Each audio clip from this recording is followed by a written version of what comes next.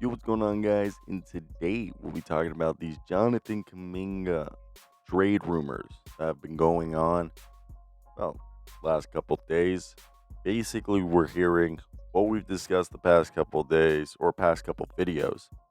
It's the Suns or the Kings, baby. If he's gonna leave, if he stays, seems like it's gonna be the qualifying offer. Now, I want to hear your thoughts down below.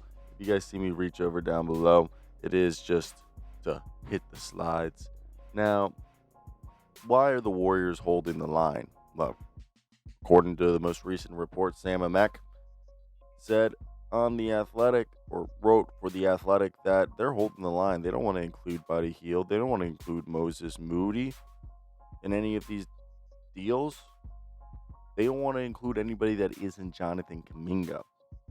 And the expectation at this point is Jonathan Kuminga is going to be on the Golden State Warriors roster on opening night. He's still a great off the bench player. We do know there is some questions about the fit between Draymond Green, not Buddy Hield, but Jimmy Butler and Jonathan Kuminga when they're all three on the floor at the same time. Hasn't had the success. However, I will say the best year we've seen Jonathan Kuminga have in terms of play efficiency was when he was playing the six-man role a few seasons ago. And I've always said I think that's his best role. So, with all that being said, what do we think?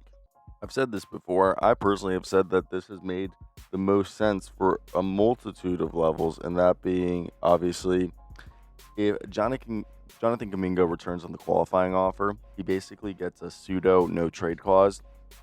And he does get a no-trade clause, but it's obviously not like the Bradley Beal trade clause in the sense that, yes, he'll have leverage as he gets to choose wherever he wants to go. He plays on the $7.9 million qualifying offer and gets to return to free agency next year as an unrestricted free agent when teams will have more cap space to spend than they did this year. Now, the internal belief is that a trade is unlikely to happen before camp, and if he were to be traded, that it's more than likely going to happen with the season ongoing. Obviously, before we continue, I'd like to hear your thoughts down below. What do you think the situation for for Jonathan Kuminga's trade or contract is going to end? Seriously, do you think he'll get the deal? As of right now, it's looking like 3 years, 60. He might not even just want his money on a short-term basis. So it's very interesting to see all this development. Now, he still, as we said, could be traded after December 15th, I believe. And they can't pull the qualifying offer anymore. So this is a front office that is currently stuck. And we know Joe Lacob loves this guy. Out of everybody in the front office, Joe Lacob is the person that is most champion, rooting. The biggest supporter, allegedly, is Joe Lacob. And he insists on keeping him, or at least getting real value. We know they additionally want a first-round pick in any deal that they do for Kuminga. So, as more and more time has passed by, the reports, the rumors, and everything that has gone on has cooled. It's gone silent.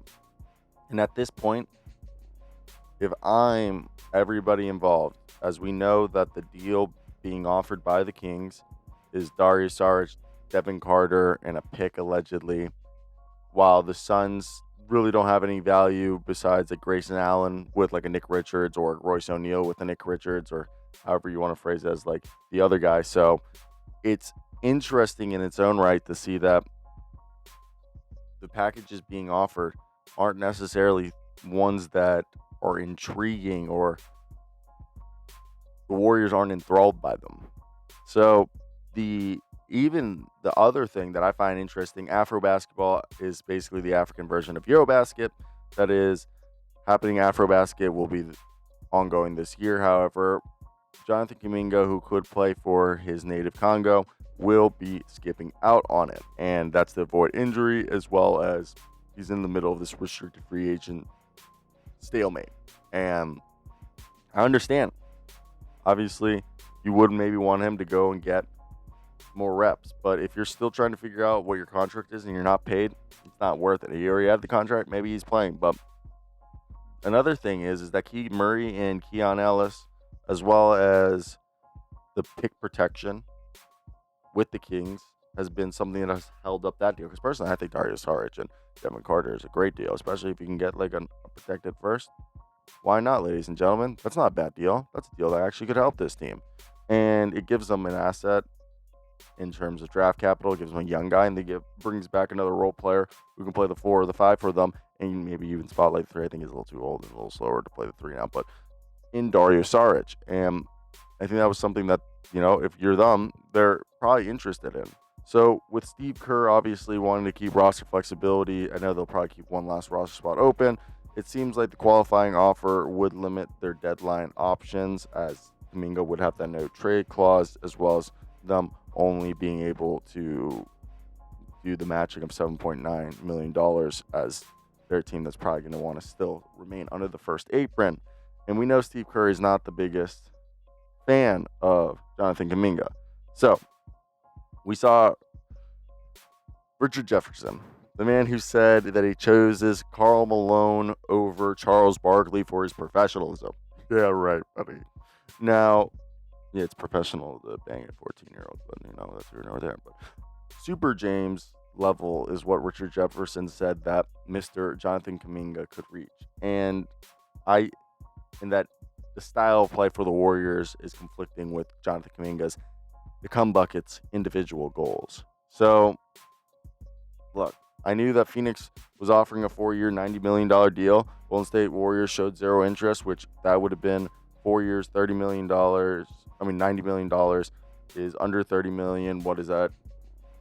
A little over, it's like 22.5, right? Or 23.5? No, a little under. It's like 22.5, basically, which would have been Royce O'Neal and Nick Richards' contract, because you can only send back half the salary.